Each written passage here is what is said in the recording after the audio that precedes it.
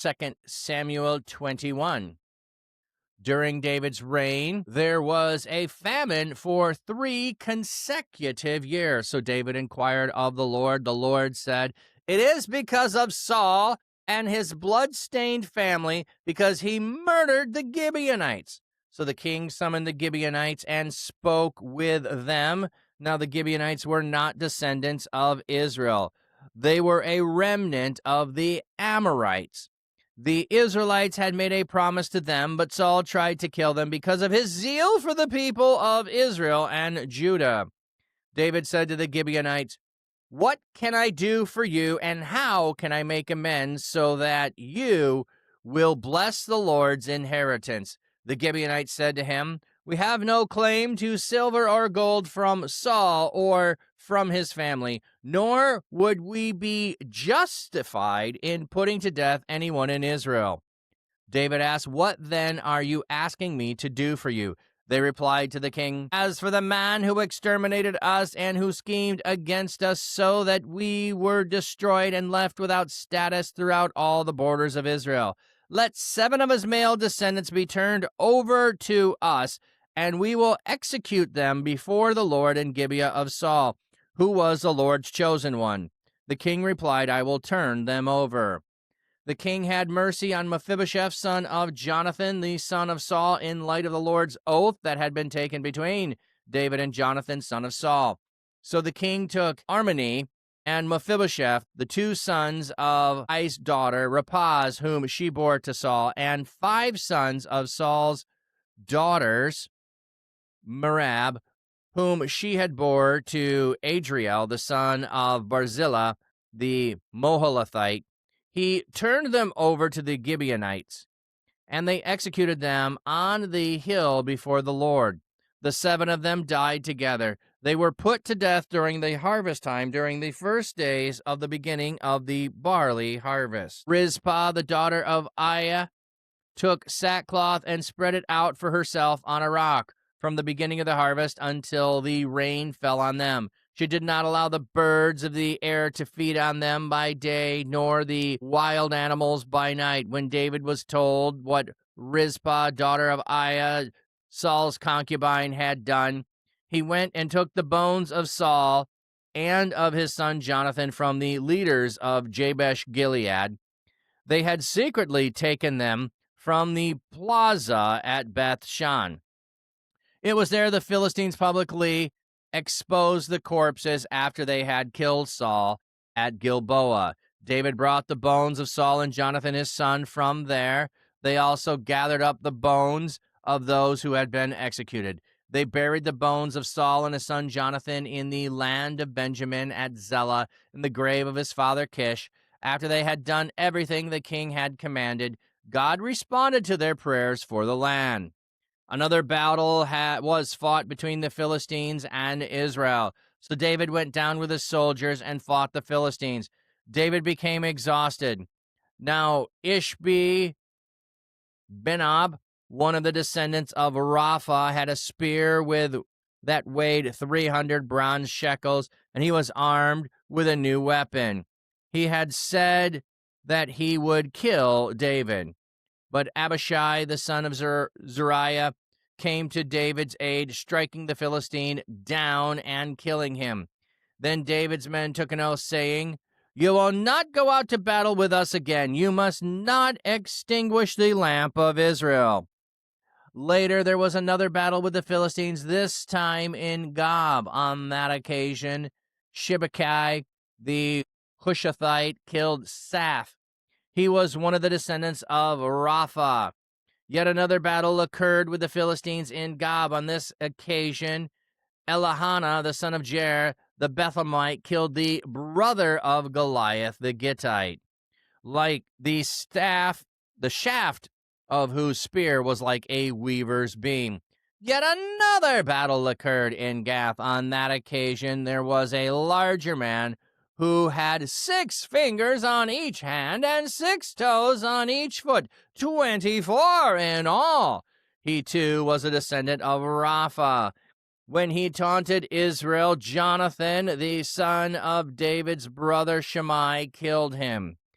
These four were the descendants of Rapha who lived in Gath. They were killed by David and his soldier. All right, so this next story here in 21 may not be in chronological order. It just says during David's reign, there was a famine for 3 consecutive years. So as you're telling the story of David and moving it forward, this may not have fit in the narrative as you wanted it to fit. David ruling, David taking over from Saul, David establishing the kingdom. So it may not have fit in the telling of the story, but it's an important story, so we're going to say it. So this is going to be might be just in here at this time, because it just says during David's reign, there was a famine for 3 consecutive years.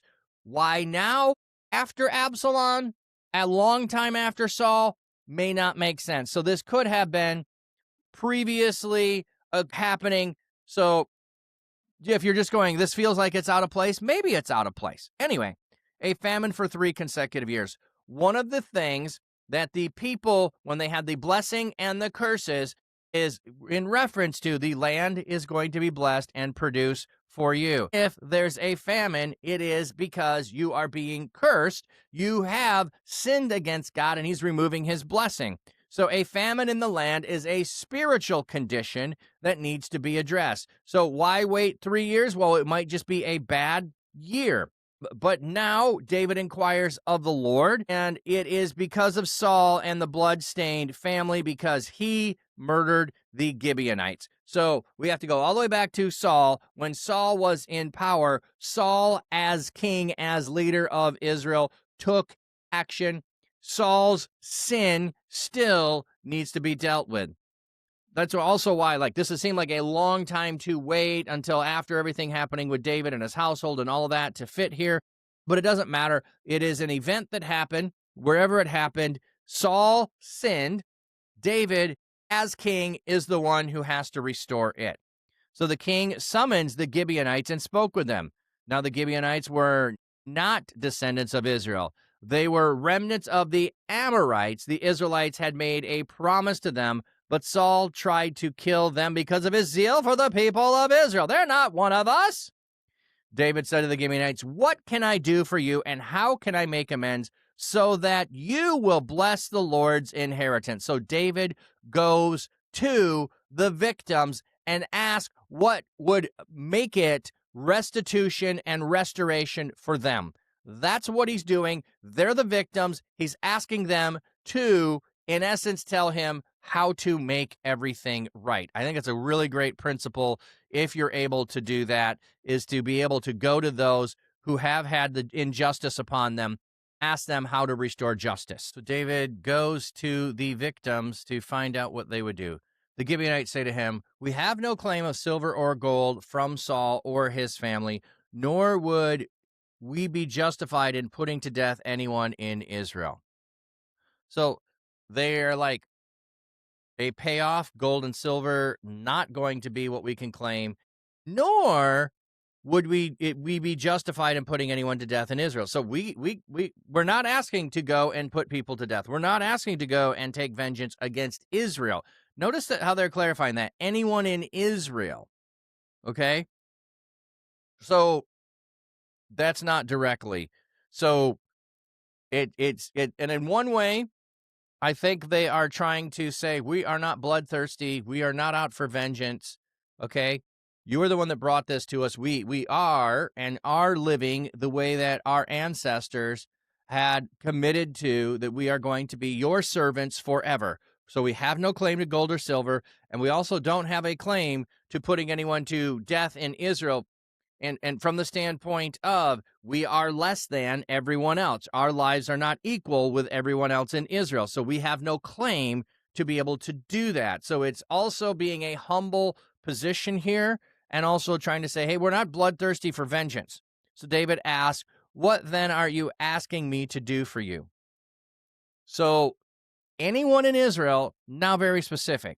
They replied, "As for this man who exterminated us and who schemed against us so that he might destroy and left without status throughout all the borders of Israel, let 7 of his male descendants be turned over to us, and we will execute them before the Lord in Gibeah of Saul, who was the Lord's chosen one. The king replied, I will turn them over.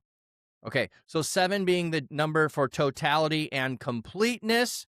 So they are asking for just male descendants to be turned over to be the blood price for what the king has done. Now, this is a really weird story.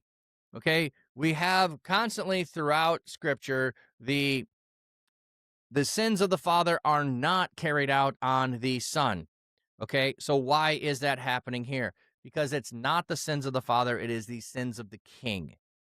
Okay, it is sins of the king. The king was acting, and as the king who is on the throne because of God, he is acting on the behalf of God, and so he has done what is wrong. So he, as the representative of the people and the representative of God, has done wrong. So this is not the sins of the father. This is the sin of the king. This is the sin of the spiritual condition of Saul's heart. And that is going to require a different kind of justice. So if makes anyone squirm, I get it. This is one of those weird things where it's like, ooh, I don't like that. I don't think that's right. Like, just 7 random male descendants are going to be turned over.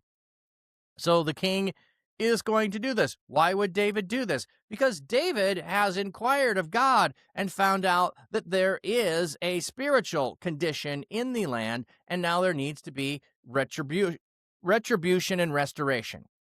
So the king had mercy on Mephibosheth, son of Jonathan, and the son of Saul, in light of the Lord's oath he had taken between David and Jonathan, the son of Saul. So there's already a condition with Mephibosheth because of Jonathan, and it's already been made, so he is not going to be there. So we're clarifying that. And then the king took Armoni and Mephibosheth, the 2 sons of Ahai's daughter. So there's a second Mephibosheth here, okay? So that's why they're clarifying this so nobody gets confused. And it's Ahai's daughter, Rizpah, whom she had bore to Saul, and the 5 sons of Saul's daughter, Meribah, whom she had bore to Adriel, the son of Barzillai, the Maholathite.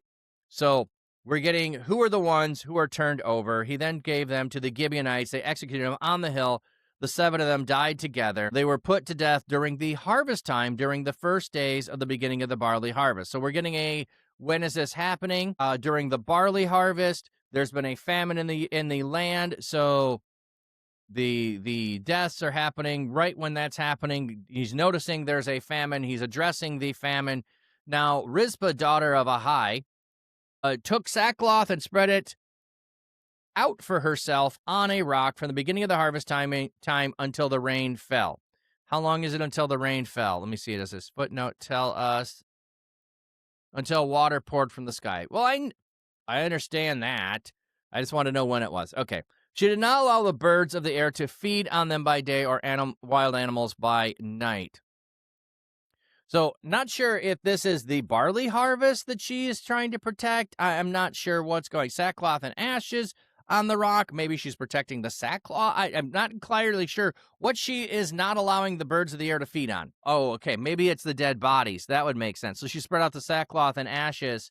Did she put the bodies on them? That would make sense. She did not allow the birds of the air to feed on them by day. So she has the 7 men who are dead, laid out there, assuming that they're not buried. That's interesting. So why does she lay them out? Not entirely sure, but she's protecting. That's what it is. She's protecting them from animals. When David was told Rizpah's daughter Ahai, Saul's concubine, has done, he went and took the bones of Saul and Jonathan from the leaders of Jabesh Gilead. We got the whole story of, if you don't remember, what they did to get them. So he goes and he takes Jonathan and Saul, and then he gathered up the bones of those who were executed. So I guess that's what it is. She has been protecting the dead here because there was no funeral for them. So he takes the 7 plus Saul and Jonathan, and he buries them in the land of Benjamin at Zelah in the grave of his father Kish. So they are buried with Kish. So all of them are in Saul's father's grave. They're all where they're supposed to be. And then God responded to their prayers for the land. So, until the time for rain to come. Has rain not come yet? Has rain not come yet? Because rain is what is going to be necessary for the famine to end. So she's there doing this until the time when the rains are to come. There is the burial, and once the burial takes place, God responds to the prayers for their land, which I would assume would mean pouring out rain. Banana is a Hannah. Tip of the cap, friend. Tip of the cap. Hope you're doing well, friend. Another battle was fought between the Philistines and Israel. So David went down with the soldiers. So like I said, that story just happened at some point. It's there, but we're letting you know that it happened. Now we're back to a battle that's happening. David became exhausted. Now Ishbi-Benob, one of the descendants of Rapha, had a spear that weighed 300 bronze shekels, and he was armed with a new weapon. What do we have here with a new weapon? The text simply says a new thing, prompted to ask a new what? Several possibilities have been proposed to resolve the problem. Perhaps a word was dropped out of the Hebrew text, or perhaps the word new is the result of a misreading a different word, less common word, and perhaps a word sword is simply to be inferred. The translation generally follows the last possibility, while at the same time deliberately not specifying non-specific weapon. So a new something. Banana Better found out Tuesday that divorce was final on Monday. Crashed the most of the day. Apparently, I've been needing lots of sleep. Well, yes, probably the relief of the finale of it certainly would be a need for rest, and then also the grief and sorrow of it having ended. I'm sure there's a lot of all of that going on, Banana. So continued prayers for you, and the path forward from here. So, all right. So, Rapha, if you did not know, what are we talking about? The descendants of Rapha. The name has the definite article and may be inferring to a group of people rather than a single individual with this name. So the descendants of Rapha, I think it's a short abbreviation for the Rephaim, who are, like, we go back, they're the giant clans, okay? They're the giant clans. They're the ones who, through ritual, go back to Genesis 6, where it says the sons of God came down to the daughters of men and were on the earth in those days and after the flood. So these are the descendants of those after the flood.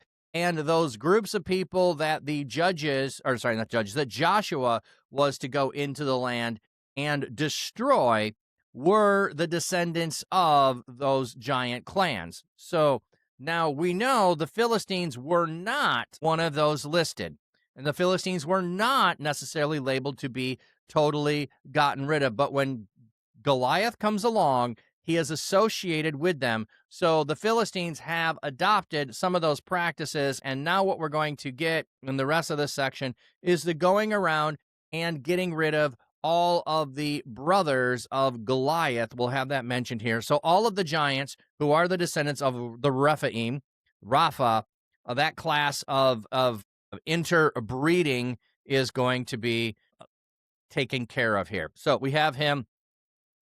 He said he wanted to kill David, but Abishai, the son of Zeruiah, came to David's aid, striking the Philistine down and killing him. Then David's men took an oath, "You will not go out to battle with us again. You must not extinguish the lamp of Israel." So we've had an occasion where David did not go out to battle, and we have all of them. We're living in the consequences of David not having gone out to battle and sinning instead of going to battle. Then David tries to go out to battle when he's fleeing from Absalom, and they're like, no, we cannot afford to risk your life at this time. David now is going out to battle again, but he is older, he's getting fatigued, and they're like, we just can't lose you. This is the last time you're in battle, so you don't get to go anymore. Later, there was another battle with the Philistines, this time in Gath.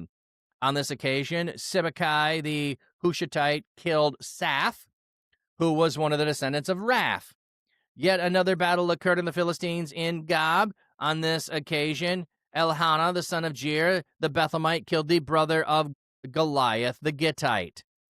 And then we have a description of his shaft of his spear being like a weaver's beam. Like you hear the description of their weaponry being massive and heavy. Okay, here the Hebrew text as it stands reads, Elhanan, son of Jerai, Oregem, the Bethlehemite, killed Goliath the Gittite. Who killed Goliath the Gittite? According to 1 Samuel 17, it was David who killed Goliath. But according to the Masoretic text of 2 Samuel 21, it was Elhanan who killed him. Many scholars believe the two passages are hopelessly at variance with one another. Others have proposed various solutions to the difficulty, such as identifying David with Elhanan or positioning the existence of two Goliaths. But in all likelihood, the problem is the result of difficulties in textual transmission of the Samuel passage. The parallel passage in 1 Corinthians 20 reads, Elhanan, son of Jair, killed Lami, the brother of Goliath. So there is a different name here.